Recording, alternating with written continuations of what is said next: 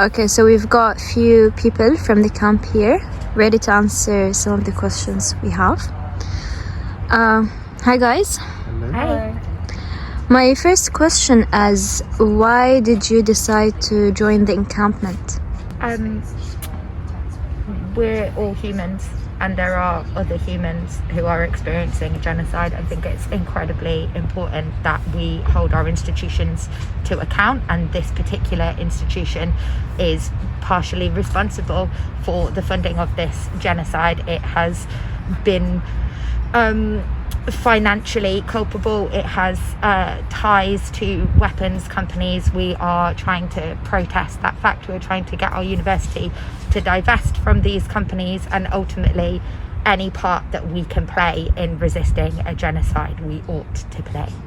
What does this encampment mean to you?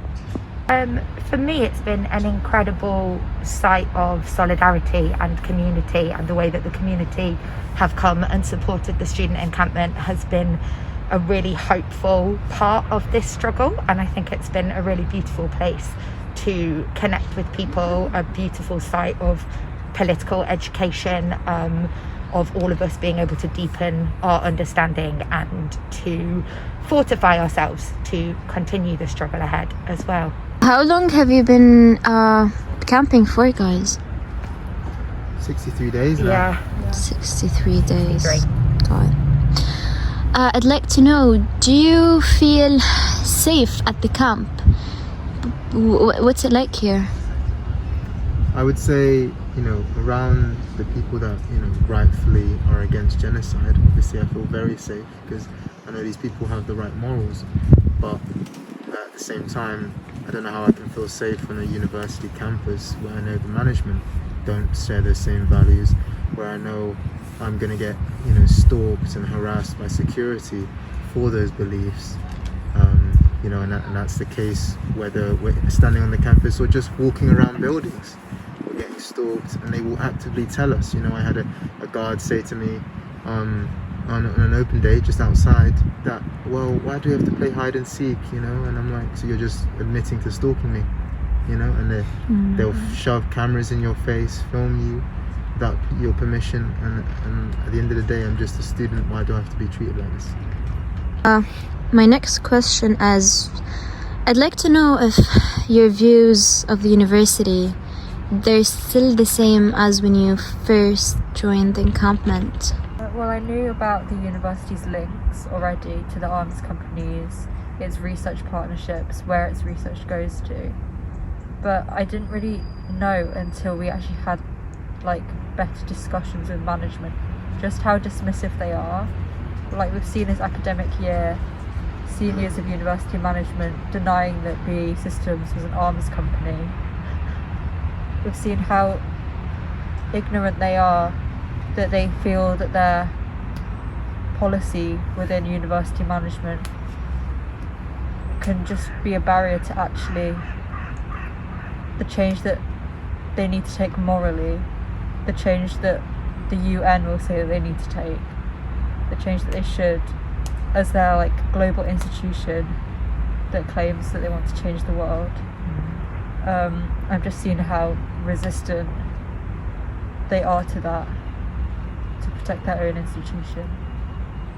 Did you guys get the chance to maybe chat with the university? Did they try to communicate with you? Anyone would like to share? Limited. It's been very limited.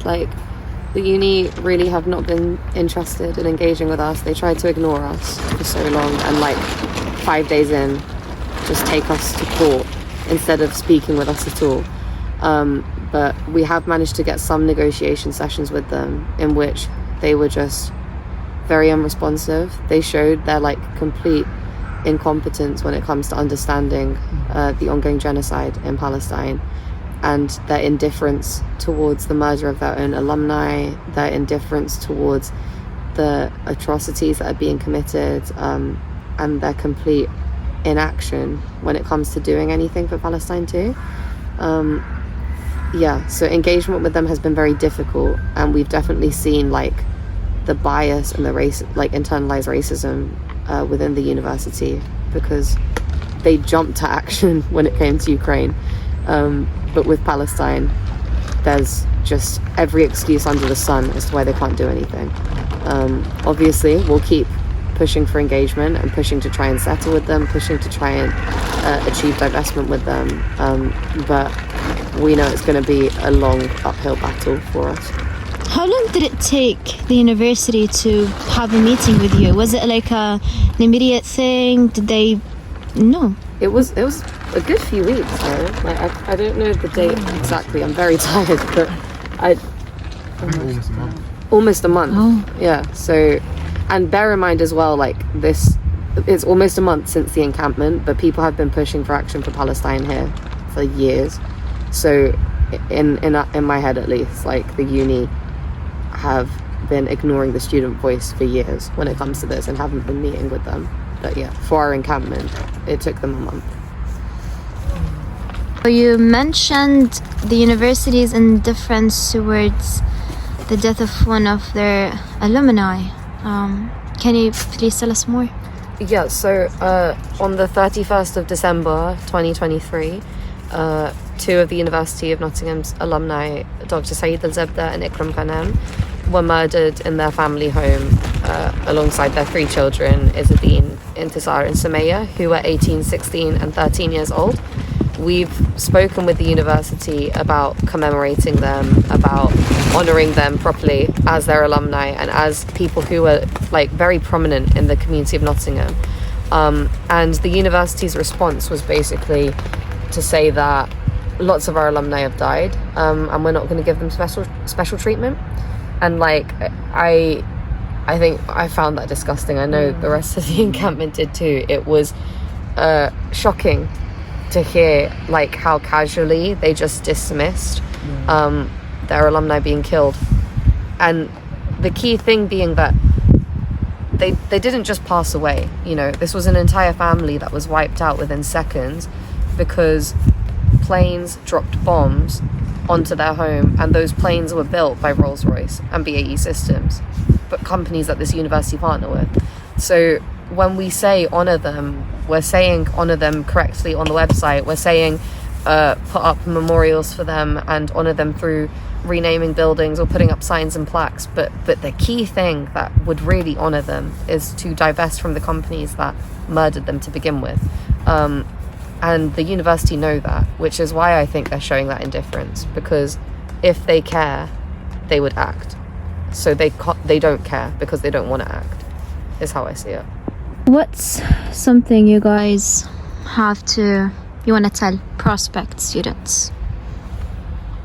The university cares more about finance than it does about your welfare. And if you were going to study here, then it's important that you are part of the voice of resistance against some of the ills that the university is using its money for, I would say. Anything else? This uni won't protect you. I think it is similar to what you were saying, like they don't care about your welfare, but they just won't protect you. If you ever have the honour of travelling to Palestine and doing humanitarian work there or trying to help rebuild infrastructure, if Israel kill you, this university will not defend you, will not protect you, will not take action for you. And if you want to exercise your rights as a student to protest, this university will do everything in its power to shut your rights down. Don't sign up to this university because they won't care about you. Thank you for the Facts. Yeah. Thank you. Thank you guys for sharing this. Bye bye. Bye. Bye bye. Free Palestine. Free Palestine!